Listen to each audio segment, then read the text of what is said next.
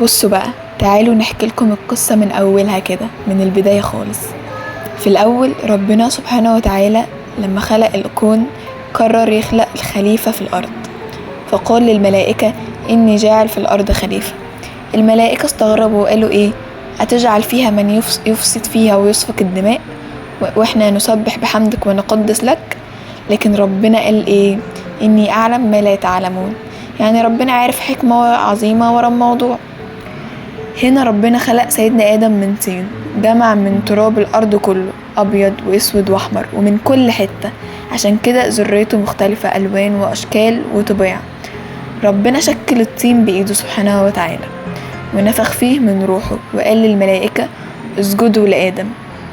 الملائكة سجدوا لآدم طاعة لله، إلا إبليس استكبر وقال أنا خير منه، خلقتني من نار وخلقته من طين.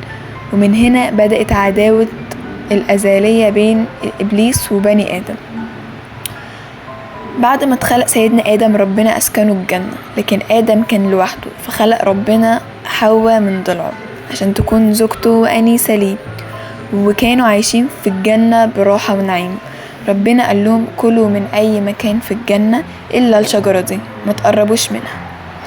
إبليس بدأ يوسوس لآدم وحواء وقال لهم ما نهاكوش ربكم عن الشجرة إلا عشان لو كلتوا منها هتبقوا ملائكة أو تعيشوا للأبد.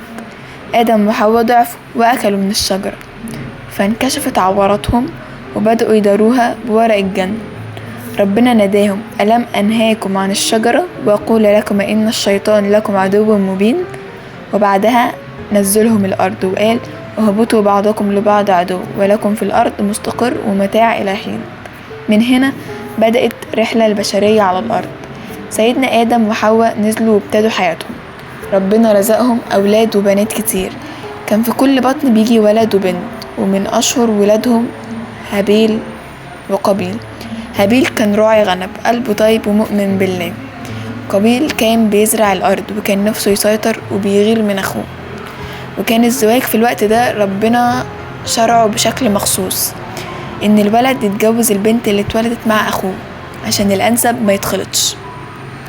قابيل رفض يتجوز البنت اللي اتولدت مع هابيل لكنها كانت أقل جمال، وكان عايز يتجوز أخته التوأم. حصل خلاف بينهم. سيدنا آدم قال لهم قربوا قربان لله واللي ربنا يقبله هو اللي له الحق. هابيل قدم أحسن شيء عنده من الغنم، وقابيل قدم شوية زرع تعبان مش عاجبه. نزلت نار من السماء أكلت قربان هابيل، يعني ربنا قبله. قابيل اتغاظ وحس بغيرة شديدة، وهنا إبليس دخل يلعب بعقله وقال له ازاي أخوك يتفضل عليك، اقتله. وفعلا قابيل قتل هابيل، وبكده بقى أول جريمة قتل في تاريخ البشرية. هابيل ما كانش عارف يدفن جثة أخوه فين، فربنا بعت غرابين يتخانقوا وواحد قتل التاني، وبعدين الغراب حفر الأرض برجله ودفنه. هابيل قال يا ويلتي أعجزت أن أكون مثل هذا الغراب فأواري سوء أخي، ومن هنا اتعلم الدفن. بعد الحادثة دي سيدنا آدم حزن جدا على ابنه هابيل، لكن الحياة استمرت وربنا رزقه أولاد تانيين، ومن نسلهم جه شيس معناه هبة الله، وهو اللي كمل نسل الأنبياء بعد آدم. سيدنا آدم كان نبي ومعلم لأولاده، علمهم عبادة الله، الزراعة وأصول الحياة، وكان دايما يذكرهم إن الشيطان عدوهم ويخليهم يستغفروا ربنا دايما. عاش سيدنا آدم على الأرض حوالي 960 سنة، وفي روايات وناس بتقول إنه عاش 1000 سنة. وبعد ما كبر جدا قربت وفاته، ربنا أوصى شيس إنه يكمل الدعوة بعده. لما جاء وقت الوفاة سيدنا آدم جمع حواليه أولاده ووصاهم يعبدوا ربنا وما يسمعوش كلام إبليس، وبعدها قبض روحه الطاهرة.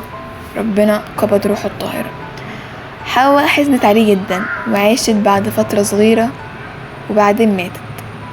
اتقال إن سيدنا آدم اندفن في جبل أبي قبيس بمكة، وقيل في بيت المقدس، لكن الأكيد إن نهايته كانت على الإيمان ورسالة عظيمة ورثها لأولاده. قصة سيدنا آدم وحواء مش بس بداية البشرية، دي بداية الصراع بين الخير والشر، الطاعة والمعصية اللي لسه ماشي معانا لحد النهاردة.